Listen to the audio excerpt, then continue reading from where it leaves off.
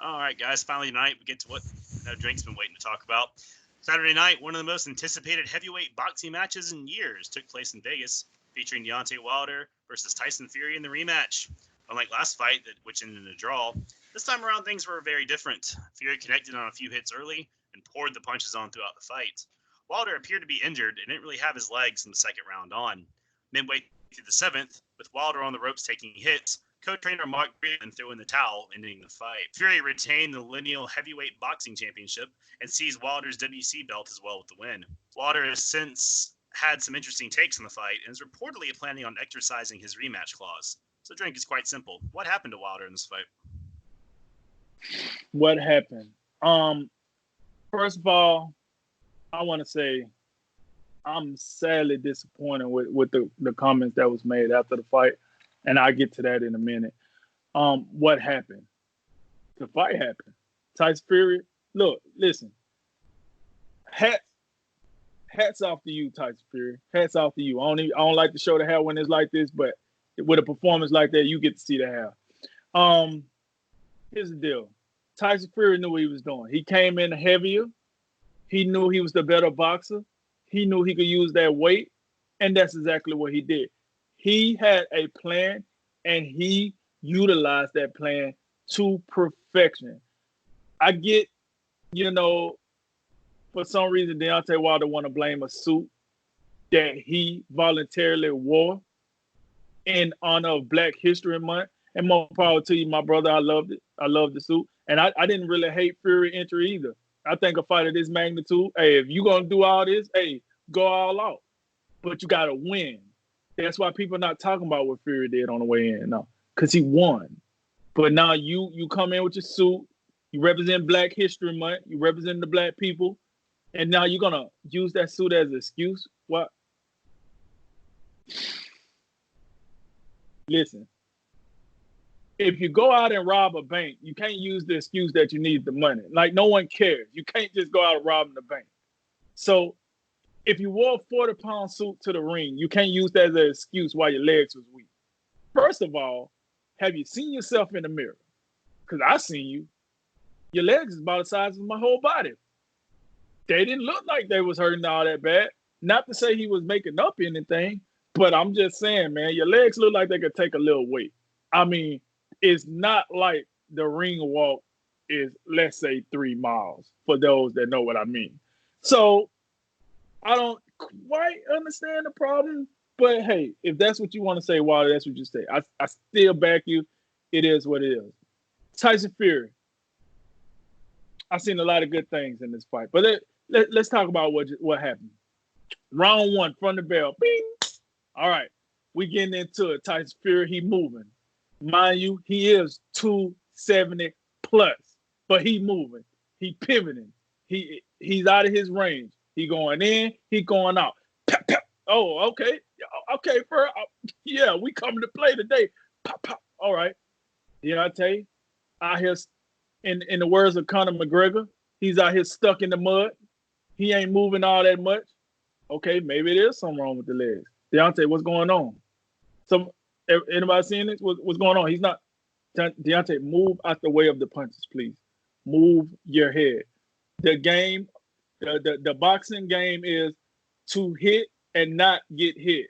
Not, I'm going to take a bunch of punishment and hope I can land my punch. Deontay, that's not going to. Oh, okay, I guess you don't care.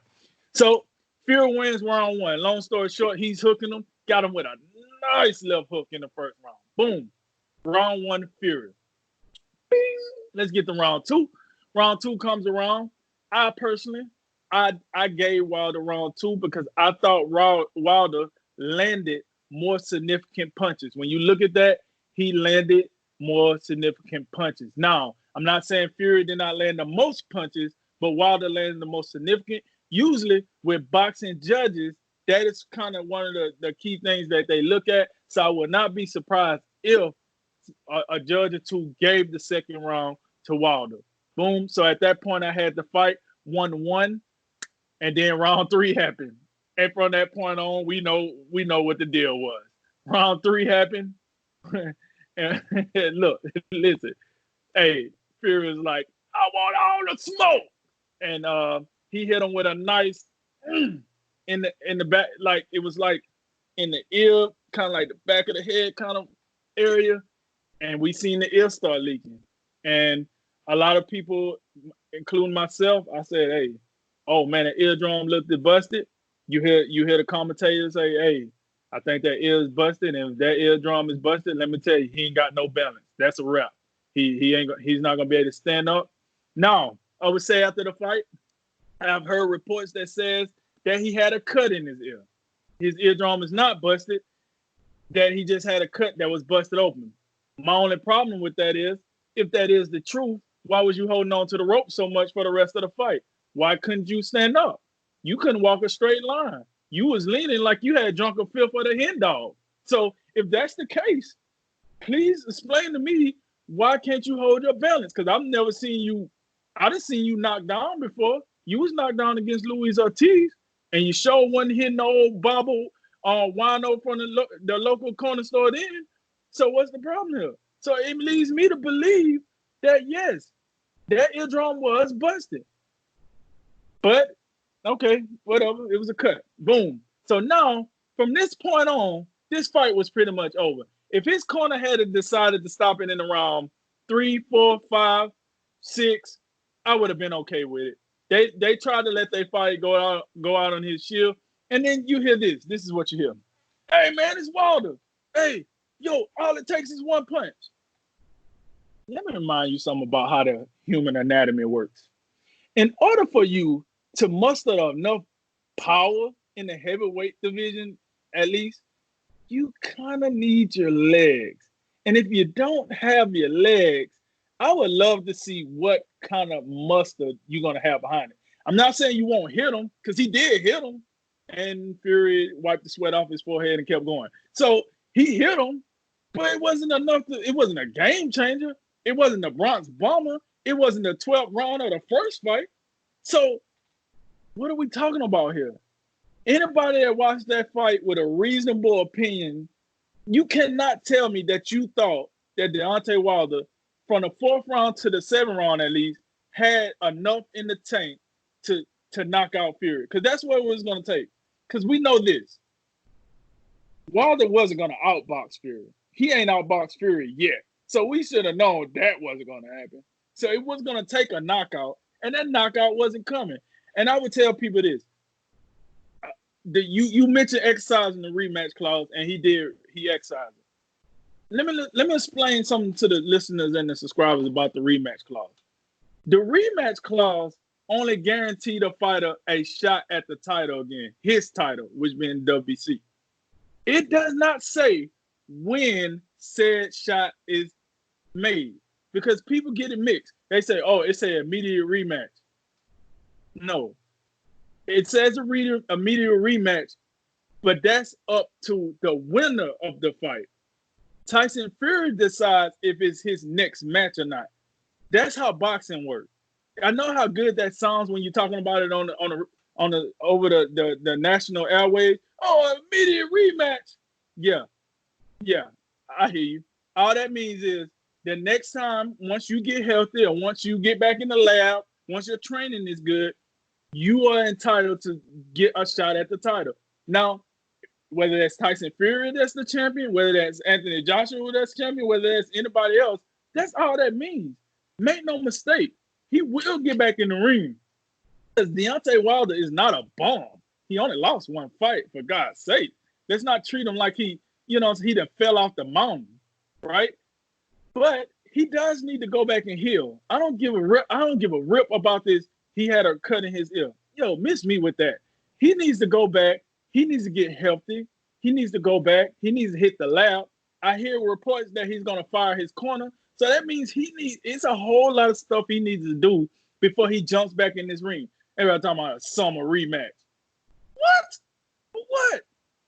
Listen, let me be clear about this. Tyson Fury outboxed him in the first match.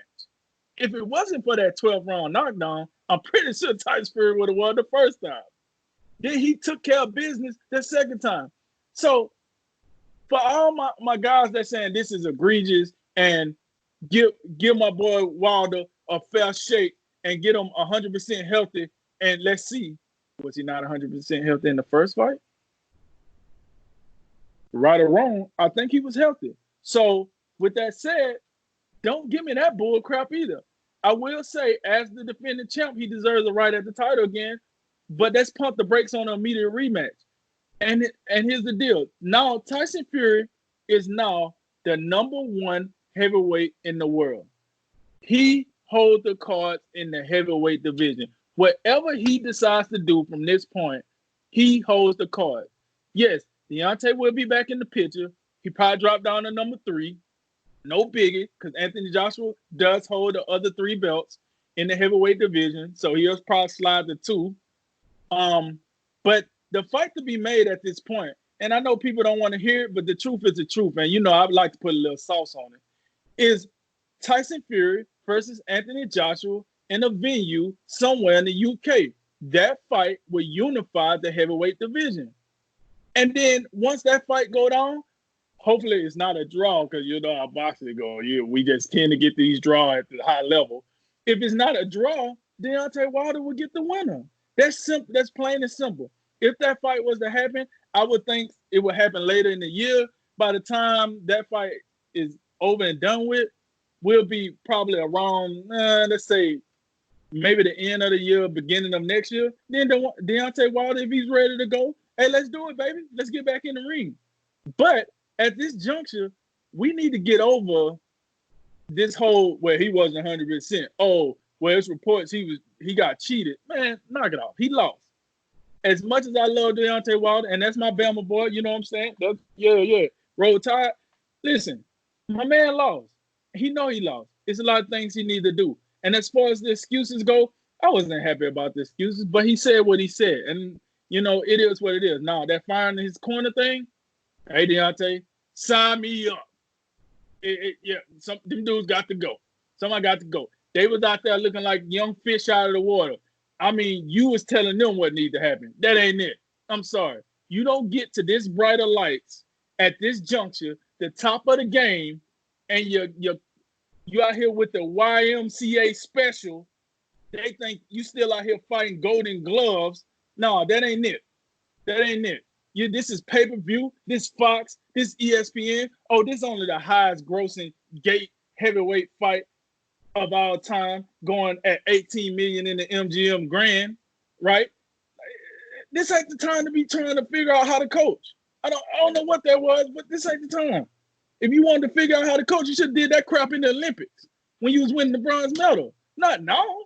Not when you got all this $25 million on the table. Now we want to, no, man, you got to listen to me. No, man, I want to keep going. No, come on. No. So, listen, to wrap this up, Tyson Fury, hell of a fight. Hell of a champ right now.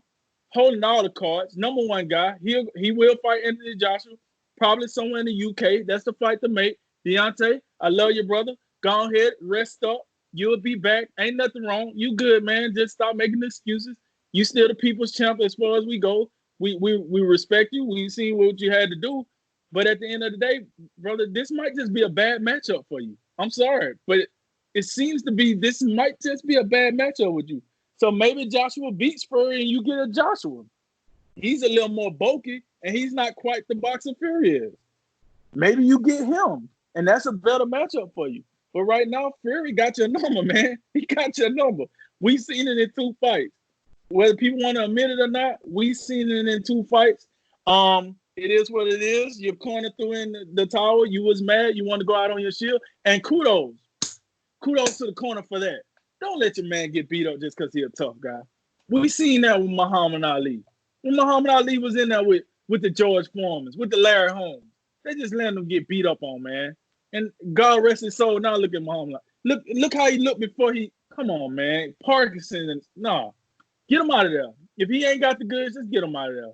Yeah, he ain't gonna like it, but you know what? He'll respect you later when he heals up and when he feel better. And I respect them for going ahead throwing that towel in because I felt like they could have threw it in early.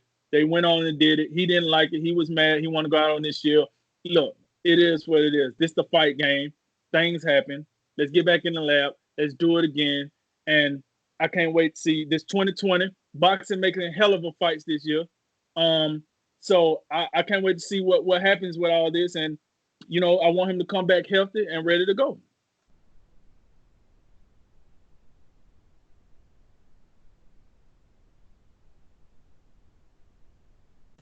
Yeah, those are great points you make, and I'll get to those on how the fight ended in just a moment. But to answer the question, what happened to Deontay Wilder?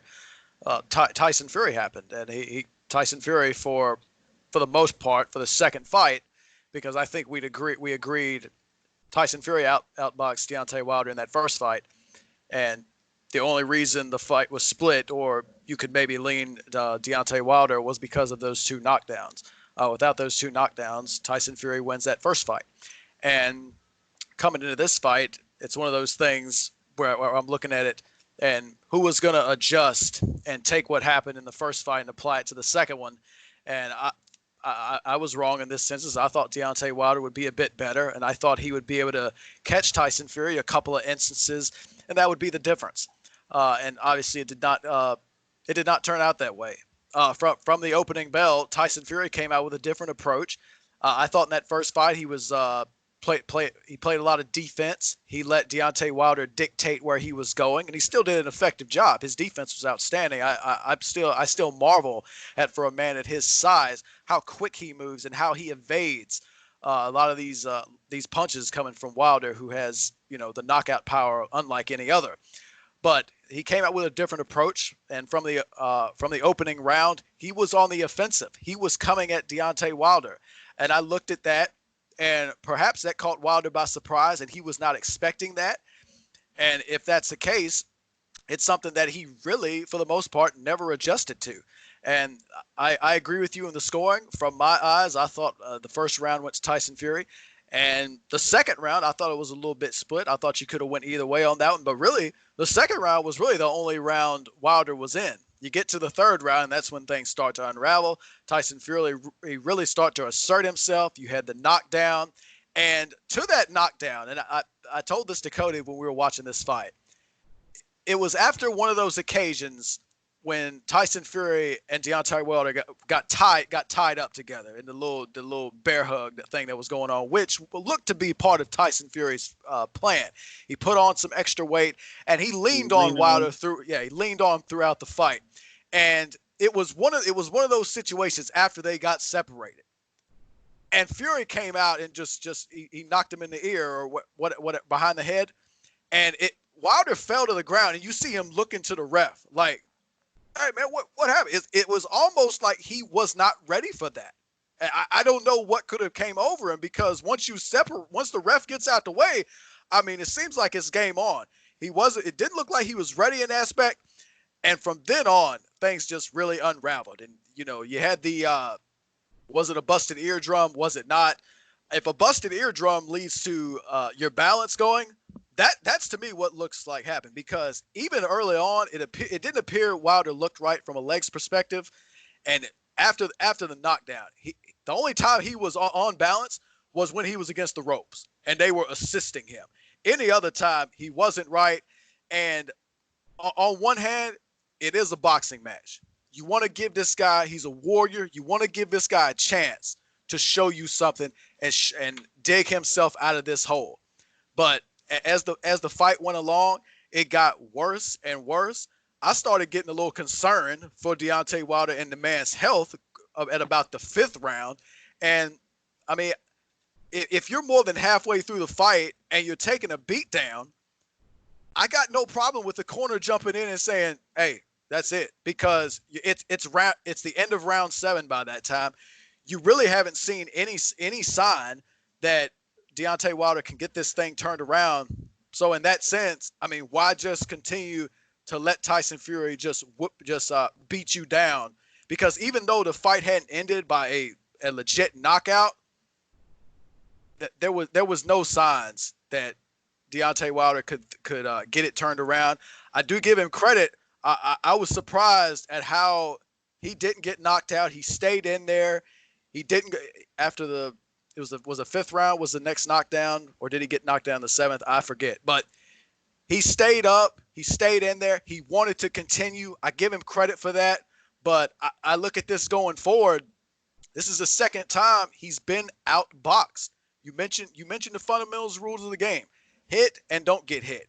And to my eyes, he's too reliant on that big right hand. There's not enough variety in his game. I think it lacks technique against a boxer of this magnitude and Fury, who's that precise and proficient. And I think in some aspects, he got exposed. And I think he's got to get better going forward. I would like to see a he third. was exposed in the first fight. Yeah, to be honest with you. True. But it may just have not hit him mentally because he still caught him twice. And maybe he thought he could do that again in this fight. But I think now it's really got to hit home. If I want to get back in this and I want to, if there's I think we expect a third fight. But for that fight to be compelling, he's got to get better. I think there's no question about that moving forward. Yeah, I'll keep it pretty short. We're a little short on time here, but I was amazed from the when Tyson Fury entered the ring and straight through, he owned the entire night. I mean, when he got in the ring and the first round started, he was walking forward towards Wilder the whole fight. I mean, he dictated. I mean, he was doing all but pointing where he was going to go next. I mean, it was amazing to have the I want to say on air, but the ability and just to walk up to that guy and be like, hey, I'm going to come after you. You're not coming after me the entire fight after how he hit him in the first fight. That was amazing. And yeah, Wilder, I had him in the second round as winning it. And then the only thing I'll say about Wilder is I was really surprised. You see some of these guys that get hit like this, they start getting that look that just, I'm not here anymore look. Wilder never had that to me. I know he was getting beat pretty bad, but he even said in like the post-fight interview, one of the ones he said was, I was using the ropes. Like I was actually trying to use them, which, hey, did work for him. But I think he knew exactly what was going on. There wasn't much he could do about it. And for how he was getting hit, that was absolutely impressive. And yeah, like you said about the trainers throwing in the towel. I mean, if I cared about the guy, he could hit me the rest of my life. I've almost saved his life or keep him from having problems later on. I'll take the heat, whatever. So that's good on them. Even though, yeah, it was getting pretty good. I imagine that ref wasn't far from stopping it himself. Mm-hmm. But yeah, I wanted to ask you real quick, Drink, and kind of quick here, but kind of how Jay ended his segment, the narrative that's being ran with now is like, oh yeah, Wilder's just this exposed bum, and I know Jay's not saying that, but like you read the national lines and people talking about, a lot of people are running with they really seem to be going overboard. Oh man, yeah, he's just this one trick pony, always got that right hand, and I don't know, like as a casual fan, I can't imagine you're going to win 41 of your 42 matches or 40, whatever it is, just being some bum with one trick. I mean, are we getting caught up in it a little too much with the narratives with him? Well, absolutely, but you got to understand, Wilder brought this on himself. When he promotes, hey, it only takes one punch. Hey, when I hit you with this one time, that's what it is. And then you go back and you look. A lot of people say he got outboxed in his last fight with Luis Ortiz. He did. He kind of fought with one hand, and then, all of a sudden, boom, in that 6-7 round, boom, he hits him, he gets him out of there. So when you lose with that same style, you're going to take the criticism. That's what it is. But like I said earlier, he's not a bum. He only got one loss. He needs to go back to the lab, and he needs to fix some things. But he did open himself up to that criticism, yes.